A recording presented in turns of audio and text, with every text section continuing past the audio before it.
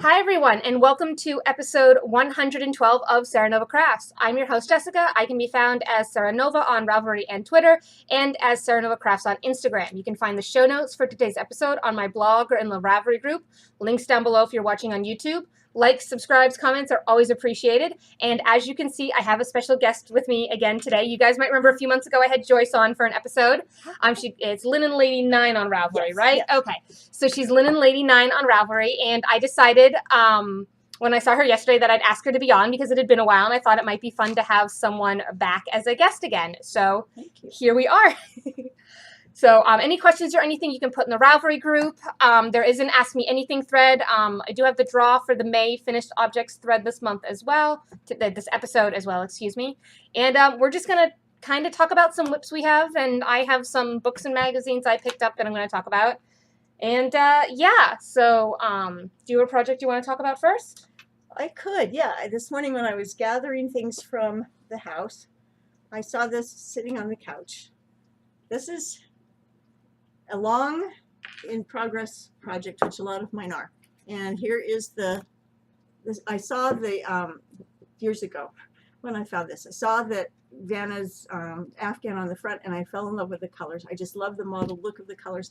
So I've been working on it here and there, and it's gotten big enough so that it lays on our couch, it gets used, and I tell people who come in and say, oh, that's a beautiful Afghan. These are not fringes, they're ends that have not been yet woven in.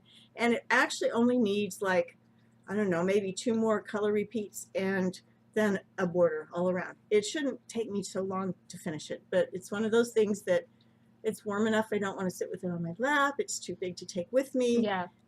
Anyway, and there's sort of a little story that goes with it. So it sits on our couch, folded up like this on the back. And one day, last fall, I was sitting in the kitchen at the table at the laptop, and I was a little cold. So I grabbed the blanket off and undid it just part way and put it over my lap. And I thought, this smells really weird. This is a very strange smell.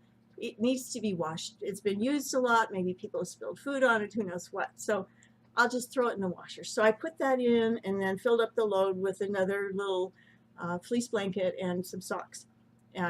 And washed it, and it kept smelling worse and worse, and I thought, I really don't like this new laundry detergent that I am using. This is awful. Well, the load finished, and I went down to switch it out, and I pulled it out and put it in the dryer, because it's acrylic. It's the Vanna yarn, which is good acrylic yarn, but it's acrylic, so it can be washed and dried. Pulled it out to put it in the dryer, and then reached in for what I thought was a sock. And it was a dead rodent. And my heart was beating. I dropped it, and I thought, I have to rewash everything, which means I have to get this thing out of the washer. Yeah. It was pretty dreadful. And finally, I took it out with a paper towel, and a friend of mine called, and she said, put it in the plastic bag. I needed to find out, what is it? Do we have an infestation? What's going on? Yeah. Come to find out, in thinking back on it, I think that it was a chipmunk, and it's hard to tell when it's waterlogged. And I think what had happened is it had gotten into the house, because when people would come to the house with all the political campaigns, plus with, would you like your house re-roofed, will give you an estimate on new windows. I stand there with the door open, talking to these people and thinking, oh, I know there's this chipmunk that lives under the porch, but it's not going to come in because people are here, and aren't they afraid of people? Well, obviously not. Yeah. So anyway, I think what had happened is that it had gotten in, and there were little clues around that in retrospect I thought of, and it crawled in here, cozy warm, and died because it had no food. And then when I washed it, anyway. Yeah. So I rewashed everything, and in doing our research on the internet, I found this was a chipmunk, and we haven't had problems since. I talked to my youngest son on the phone, and I said, do you remember that chipmunk that lived underneath our porch? He says, oh, you mean Silas? I thought, oh no, he's named it. I've killed his pet. Oh my goodness. Well, anyway, he laughed when he heard that, and it was sad, and I was very sorry. But anyway, so that's the story behind this, which will someday get finished. but maybe not in the near future. Yeah, but I I see things like that. Yeah. washed it really well. Anyway, so that's the first project. Yeah, all right. So I'll talk about the one that I've been showing for the last month. So I've been working on my architecture, and I finally hit the point where I couldn't work on it any longer. I've been mono knitting on it because I'd wanted to get it done for a reason that I'm not saying on the podcast because it's meant to be a surprise. But I hit the point where I've been mono knitting, and I'm not really a mono knitter. My ADD comes out full force in my knitting, and I'm up to like 15 whips if you don't include my scrap projects. And it's closer to 20 if you include the scrap projects. So yeah. But I did put a little bit on it since last week when I showed it real quick. I made it past the ribbing and into a reverse stockinette section. You can see the pattern there. But I needed a break. I needed a break from it. So I came home yesterday after Barnes & Noble Knitting Group, where Joyce was there along with a bunch of other ladies. And I was like, I need to work on something else. So I went through what I'd wanted to do. And actually some of the ladies had been talking about the Joji Locatelli knit along that's going on called Starting Point. Now the last clue comes out this Friday, so I'm wicked behind. But I pulled out the yarn I put aside for that, and I started caking it up. I still need to cake it up. The bow winder's still attached. It's sitting right over there to the table because I hadn't finished all 5 skeins yet. Because one of the skeins gave me so much trouble last night winding it. So I had another ball winder that's not my big, like, sturdy metal one. It was like a Knit Picks, like plastic Knit Picks one. And it ate the yarn. And I had to break the ball winder to get the yarn out because it was far enough into the skein that I would have had to cut off like a full third of the skein to get it out, and I didn't want to cut the yarn that, if it was like 5 yards, yeah, sure, I totally would have cut it and moved on. But it was like a third of the skein. It was like past like the third point in caking, and it got caught. So I literally broke the ball winder by stomping on it in my hiking boots because I literally had started unscrewing it and taking it apart piece by piece, and I could not get the last piece off to get at the gears to get the yarn out. So I was running it by a bunch of the podcast ladies I know, like the Two Tangled Skeins lady and Storm Coast, who's Jen from the Uncreative Crafter, all those ladies. And Sue from the Two Tangled Skeins, her idea was, well, why don't you just stomp on it? And I'm like, that's a really good idea. Let me get my hiking boots. So I literally gave it a good stomp. It snapped apart because the one little plastic piece that wouldn't give finally gave. I was able to get the yarn out, and the ball winder went in the trash. Oh dear. Because, yeah, I was done with it, right? And those nylon gears strip really easily. Like, I have not had one of those ball winders last longer than 6 months. And I've gone through like 3 of them. And I bought my metal one, which has cast iron gears and a cast iron base, and everything's open, so you can actually get at it. Yeah. It's not like encased in plastic. Yeah. Really, the only plastic piece on it is the grip for the crank. Yeah. And where you stick the yarn on. That's like it. That's the only plastic on the thing. It makes a hell of a noise, which is why I got the Knit Picks one, because mine is really, really loud. Because metal gears are loud. Just saying, they're very loud. But yeah, so I had an adventure. It took me an hour to wind a ball of yarn last night. So after that one ball, I managed to do a second ball, and then I'm like, that's it, I'm done. I've spent 2 hours, an hour and a half, 2 hours on this, I'm done. Because I had to hand wind the first skein as it had come off, right? So I had to rewind it back up. Then it had gotten all twisted because when it popped off the ball winder, it kind of bounced and like tangled over itself and then hit the floor, and then the cat got it. Oh, no. So like it was just it was a production yesterday. So I wound 2 of the 5 colors, and I need to finish winding the rest so that I can do more than about this much on it. But I have it, so I can show it, and then if you'd like to show something else after that, because I've kind of segued. I steal small shopping bags from work because they're free and they hold projects really nicely. That sounds good. So I have the first color in my Yarn It. My mom actually got the breast cancer support Yarn It, but she's not a huge knitter, so she gave it to me. So I'm using it for this project. Beautiful yarn. I love that. Yeah, color. so this is Fiber Stash, and the colorway is Storm Coast, actually named after Jen, the Uncreative Crafter. So here is the first little bit. You can see, so it says in the pattern, this isn't giving away much, that you need to work 2 pieces at the same time. Now she says you can either knit one piece in its entirety and then knit the second, or you can knit them like on 2 separate needles And I'm like, well, using 2 needles is silly, and I know it's only going to get so wide, so I'll just put both pieces on the same needle, pull from both ends of the ball at the same time, and I'll be good. So that's what I'm doing. So that color in here, in the Yarnet, is from Fiber Stash Dye Works. If I can get the camera to focus. It's just fiberstashvermontvt.com. And the colorway is, it is on her Twinkle Toes sock base, which is 100 grams, 483 yards. It's superwash merino nylon and twinkle, which is like the stellina to give it a little bit of sparkle. And like I said, it is the Storm Coast base. Yay, it focused. So there you go. There's the info. And it's a really pretty color. And I have 3 skeins of Fiber Stash, and I'm actually going to use them all in this project. So the second color I caked up was this one, and this is not Fiber Stash. This is another yarn entirely. This is Lammy Toes. She is Amanda from Not a Podcast, KNOT, Not a Podcast. And here's the card for this one. It's one I've had in stash for a long time. She calls the colorway Mix Ins. There you go. And it's her Moon Pie Merino, which is merino nylon. And it's a light fingering. So, and then this is in the order the color is going to be. So that was color 1. This is color 2. So color 3 is going to be another Fiber Stash skein. And this is Toil and Trouble. I got this at New Hampshire Sheep and Wool last year because I didn't get to go this year. And this is her Strong Toes sock base. Nope, not focusing. Camera's being contrarian today, but it's just 80-20 superwash merino nylon. But this is like a very Halloween-y colors. But I liked it, so I figured it'll work well. And then I'm going to another Lammy Toes skein, which this was actually a mix-up skein for her, but this is another, this is her Twinkle Toe sock, so this one has sparkle in it as well. And this is what she calls a whoopsie skein, which is when it's a colorway she's doing, but it comes out, excuse me, slightly off. So this is Whoopsie Winter J, which is a really pretty like cream with blues and a little bit of brown and orange in there.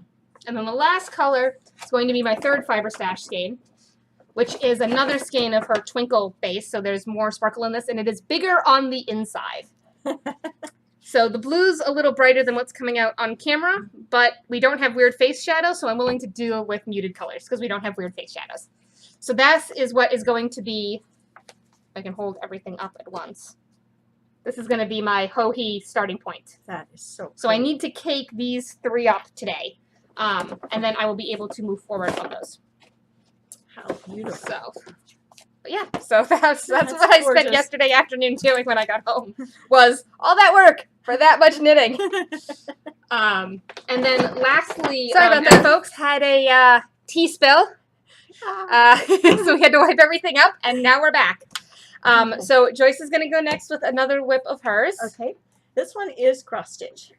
I've been trying to do cross stitch. That was my first fiber love. I've been trying to do it more lately. It's this piece, Beneath the Sunlit Sky, which is probably not available in print anymore, like new. You'd have to get it because they have limited edition things, and I collected it anyway. And this is how far I've gotten.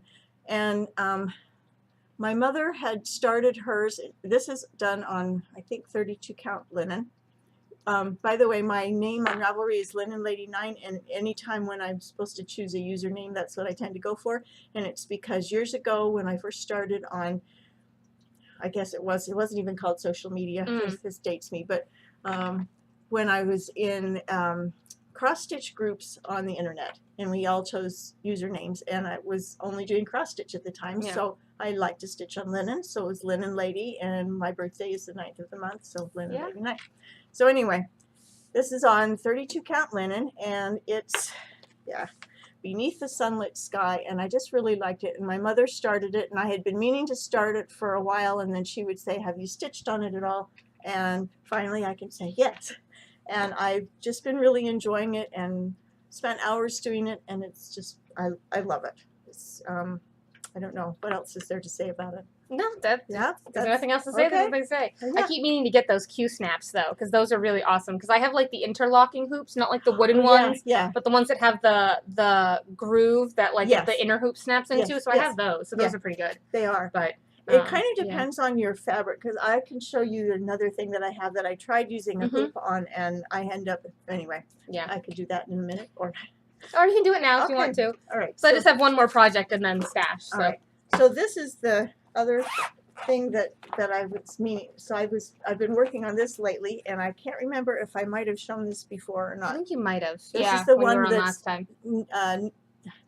Numerous. It's a series of 12, and in each one on different fabric, and it just intrigues me to have them stitched together. But this is how much I've done on the first one, and I've tried using a hoop with it, and then I found that this particular fabric, and you probably can't see it, but there's a little, like a wear line where the hoop was. Oh, okay, yeah. It's just, it was too rough on it. Yeah, and so I've been just doing it by hand, but I thought if I had one of the small Q snaps, and one of the things that I found is that this is 36 count linen, which is, maybe I'm crazy to do that, but I liked how it looked in the shop.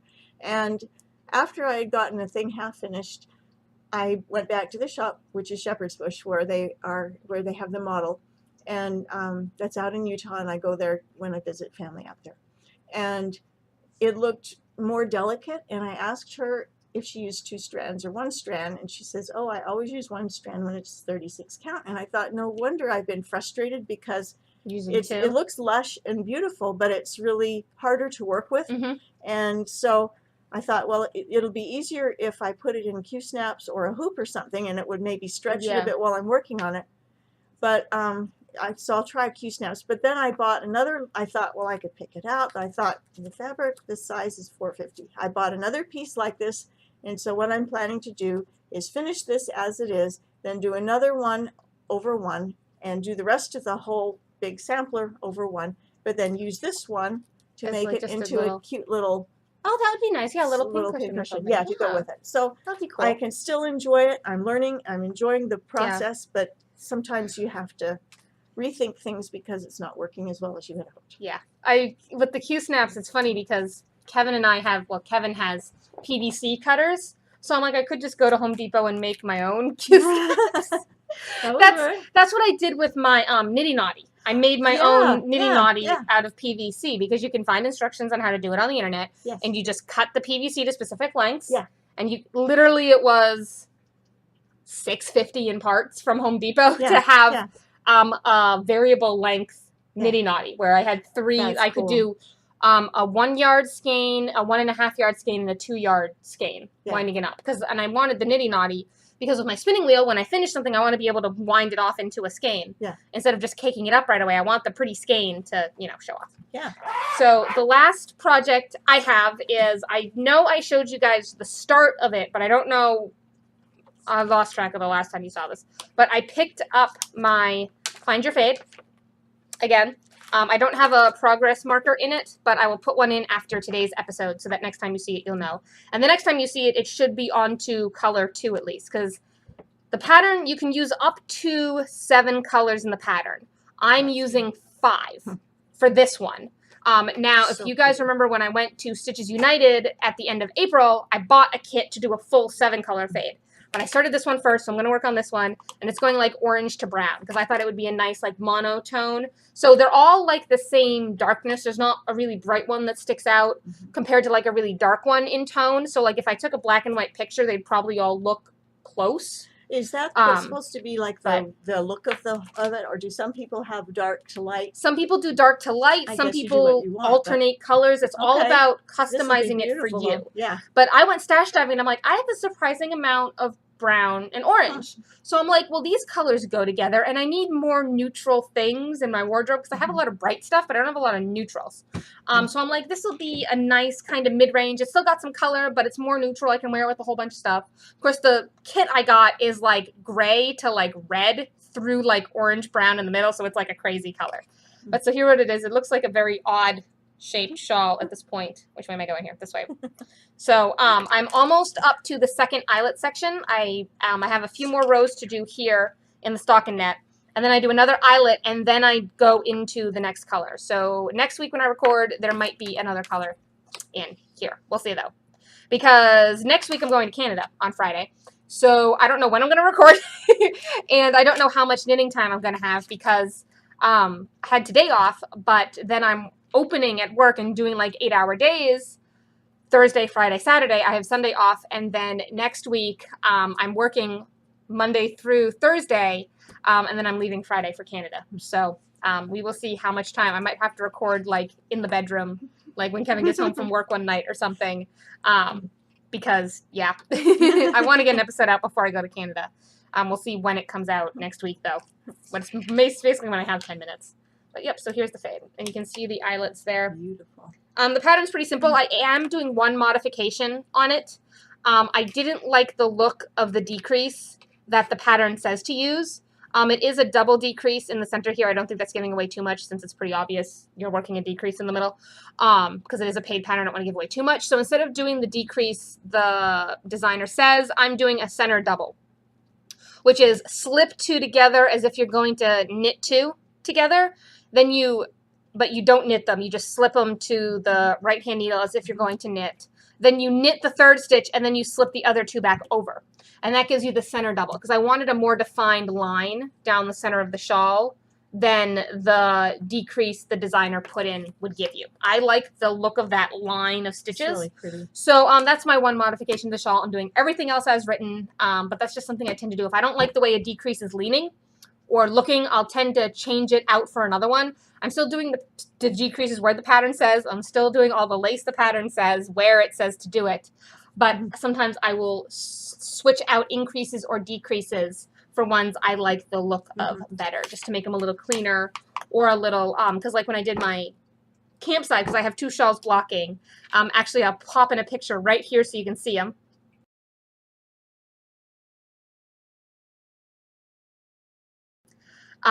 So the campsite, which is the white one that's blocking, I switched the increases because you start with the little garter tab and then you go out to the big shawl. And it said to do a right leaning increase on the right edge and a left leaning increase on the left edge.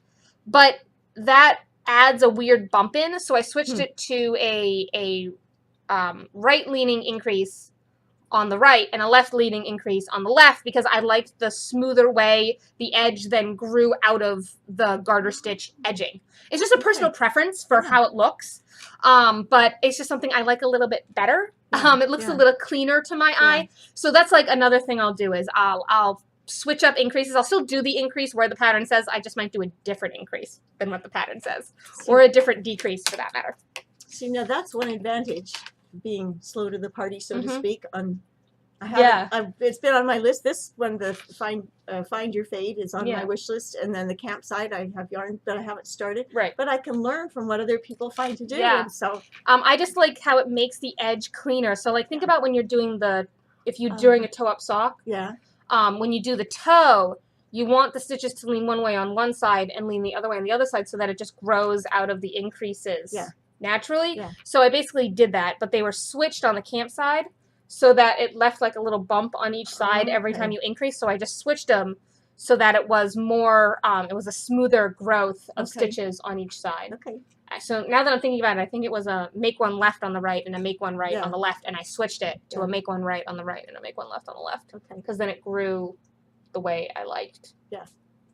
I have my notes in Ravelry on the project page, and I have the actual shawl. It's just pinned to the floor right now.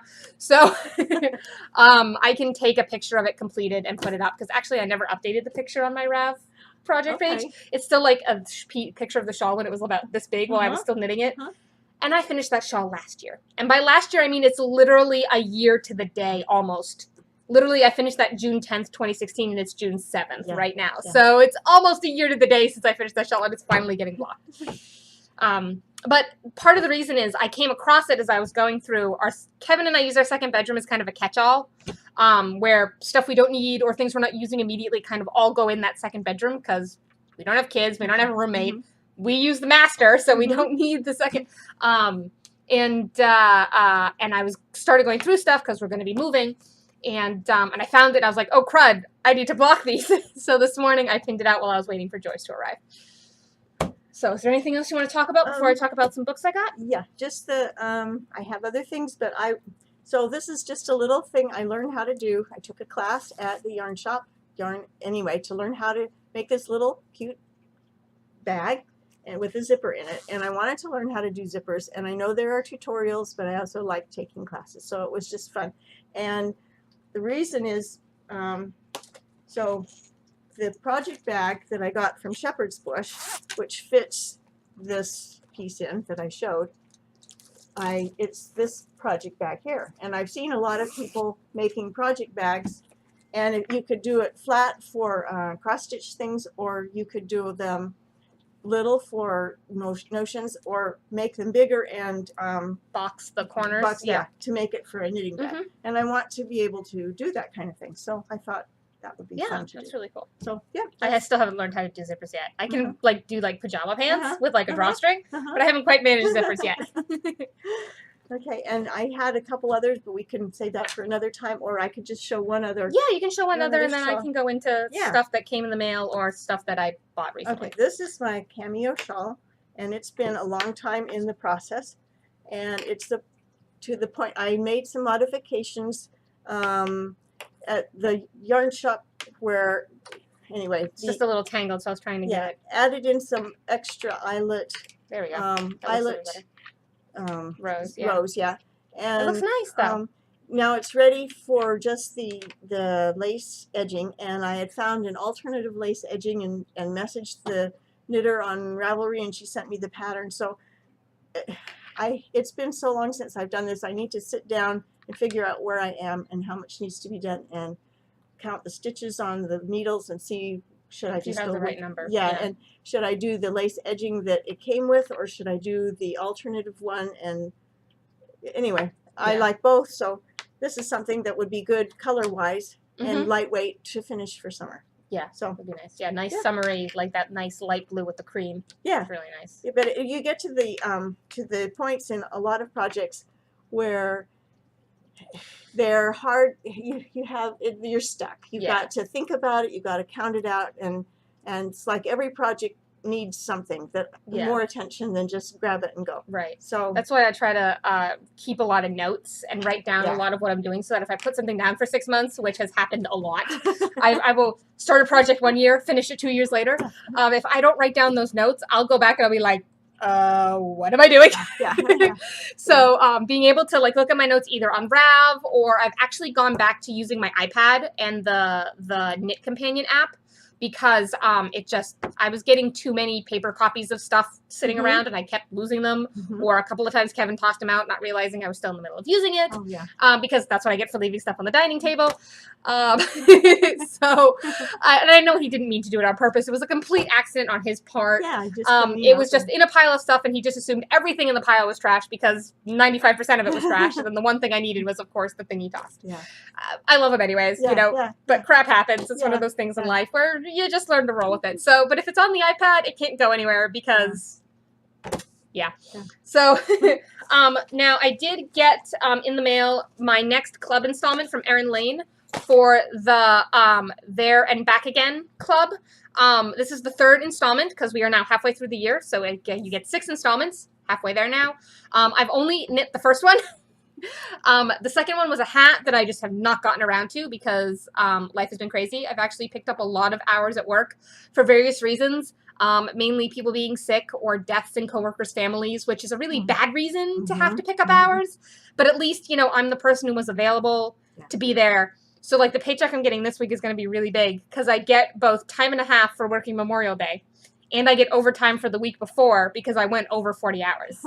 So it's going to be a really big paycheck, most of which I'm either going to shove at my student loans and into savings, probably, and maybe go buy some reeds at the yarn shop. Because Joyce was telling me, because I haven't been to the yarn shop in like a month and a half, the local shop, that Sandy, that's the owner's name, has the reeds for the shacked cricket, which is a rigid heddle. So basically it has the heddle.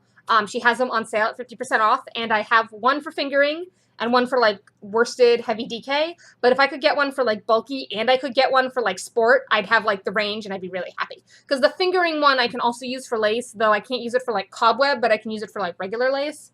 Because I do have some cones I got from Webb's the first time I went that I need like a really fine dent for, because it's like 000 cobweb. thickness. Oh, Like it's like yeah, thin. yeah, It's yeah. like it looks like thread. Yeah. It's thin.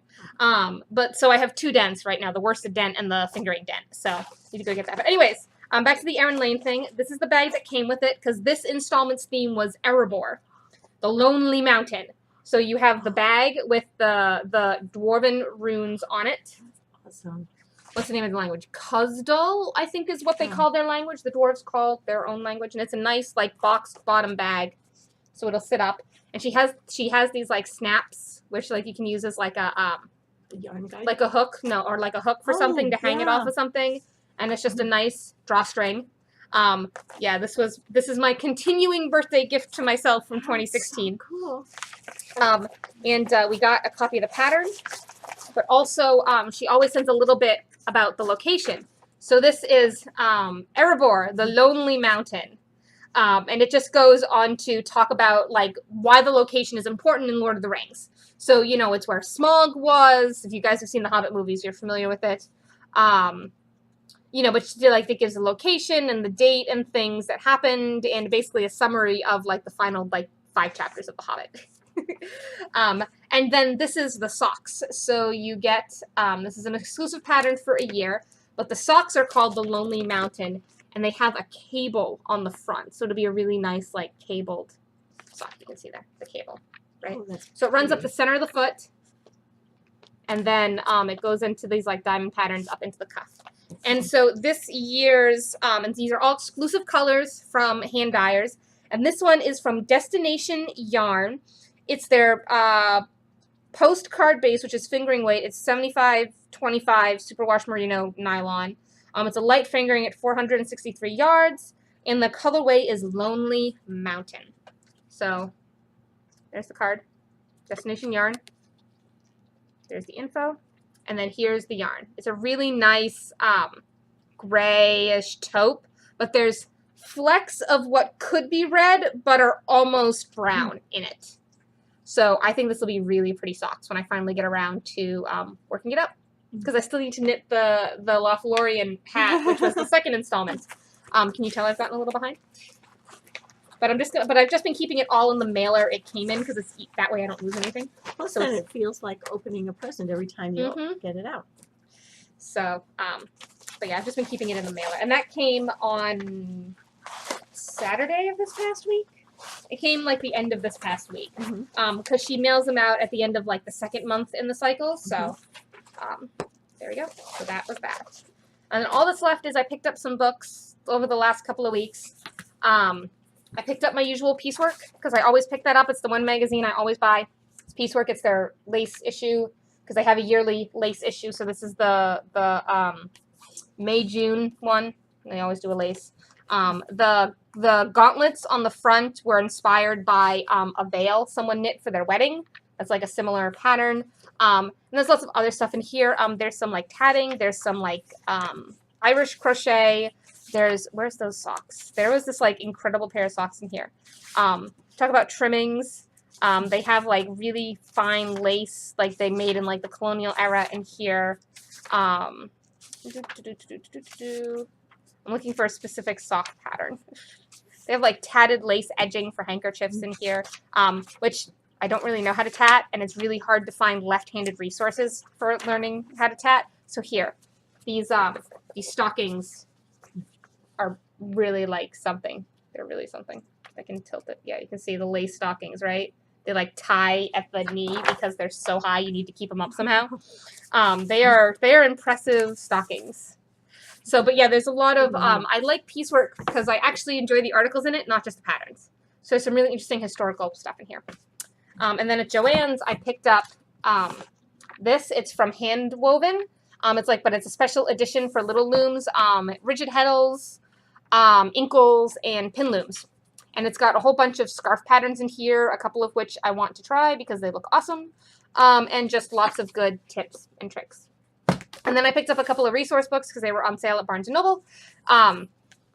The Needlecraft Style Directory, this was on sale for $7, which normal retail looks to be about $25, so I got a good deal on this. And it's just all these different like embroidery and cross-stitch and things like that. Also, just a little bit of trapunto quilting. What is trapunto quilting?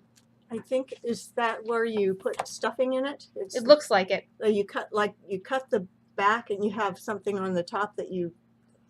Yeah, this form of stuffed work is similar to corded quilting, but here the stuffing is not restricted to parallel lines, so areas of padding can appear anywhere in a design. Okay, learn something new every day. So, but that's why I got this, because it would be a really good resource for knowing what stuff is. And then a crochet book, because there was a couple of patterns in here, and again, it was like $7, so if I use 2 of the patterns, that's worth it. Because I would pay that much on Ravelry for a pattern. You know, so if I get 3 out of here, it's good. I actually like the triangle blanket in here. That blanket looks really fun, like it would be something fun to make. And there's a shop bag, like a crochet shop bag, so that looks like it would be fun too. So there's 2 patterns right there. Excellent. So I think that's everything. Yeah. We had the home inspection this week. That was on Monday, so we are moving forward with the house. That's wonderful. Past inspection, only a few minor problems, like the fan in the bathroom squeals, but it just needs some oil in the bearings, and it's good. Yeah. You know, $5 fixes here and there, an ungrounded outlet, so just install one of the GFI interruption outlets, right? So just buy a new outlet. So like all the fixes were like $10 or less at Home Depot. There was a couple, and all the windows are nice tilt out vinyl. We found that out. They're tilt out for cleaning, and they're all vinyl. And they're Harvey, which is a local company. So a couple of them won't stay open. You know, when you pull a window up and it stays open. A few of these fall back down, but you can call Harvey and Windows, and they'll come out and give you an estimate on fixing everything, because they warranty their stuff for like life basically. So yeah, so you know, that's all the fixes where we can call a company out, get the windows fixed. We can spend $5 at Home Depot and buy a new outlet and switch it out ourselves, because you don't need an electrician to switch out an outlet. Right. You need an electrician to rewire the house. But if you're just fixing an outlet, and like it needed new smoke detectors, because the ones, you're supposed to change them every 10 years. Those were 13 years old. So, you know, the home inspector was like, change the smoke detectors. Yeah. But it's like, those are easy. And he showed us them. And they're the clip-in ones where like they have like that snap connector, which is so much easier than the ones at my mom's house. Because the ones at my mom's house are hardwired in. So they have the battery, but like they have like the twist with like the plastic cap. Yeah. They're not the snap apart. So when we had to go change them a few years ago, guess who was the one doing it? And guess who got electrocuted in the basement? Oh, no. I literally got knocked off the step ladder I was standing on. I was fine. Oh, dear. I was fine. I landed on a pile of towels, so like I had a cushioned fall. Good. But my mom was like, holy crap, right? Because we thought we'd turned off the circuit. Yeah. But it turns out her breaker box was mislabeled. So we hadn't turned off the right circuit. Dear. So my mom just said, screw it, and threw the whole house. She like turned off the whole house. Yeah. Like she just threw the main. Yeah. And then I was able to fix it, no problem, because it was in the middle of the day, so it's not like we needed the light. But then, of course, we had to go around and reset every clock in the house. And the cable box was mad because, you know, it got turned off, and, you know, had to re-download all the programming, you know. It was just funny because she added the CO2, the carbon, no, excuse me, the monoxide, not the dioxide, the carbon monoxide, especially the one in the basement, because that's where the furnace is for the heat. So she got the ones that were combined smoke, carbon monoxide. So we changed out all 3 because she had 1 on each level. But yeah, that was fun. I got a shock out of it. So, but at least I knew how to do it. You know, it was just smoke detectors. But these are the nice, like, it has a snap connector, which makes your life so much easier. Unfortunately, I couldn't stay for the whole inspection on Monday because I had to get to work for 5. Lesson learned: leave an hour when commuting from Goffstown to Nashua. Leave an hour instead of 45 minutes because Google said 25 minutes. It took me 50 because of traffic. Because at the tolls in Merrimack, at the tolls, I got stuck. Because there was a backup there. Once I got past the tolls going southbound, I was able to really put my foot down. But getting to the tolls was a little bit of a difficulty. So lesson learned: if I'm going to be doing that commute every day, leave an hour instead of the 15 minutes I need now. Leave an hour. Because I leave 15 minutes now and I get there early. Because it's less than 2 miles away from here. It's less than 2 miles. It's like a mile as the crow flies, but if you're driving, you know, because you can't go straight. But as the crow flies, it's like a mile, maybe a mile and a quarter to work. So that'll be the one downside of the one downside. But I mean, you know, it's a nice big house. It's 4 bedrooms. It's got 2 full baths. It was nice to finally see the house because I hadn't seen it when Kevin went with a realtor to go look at it before he made the offer.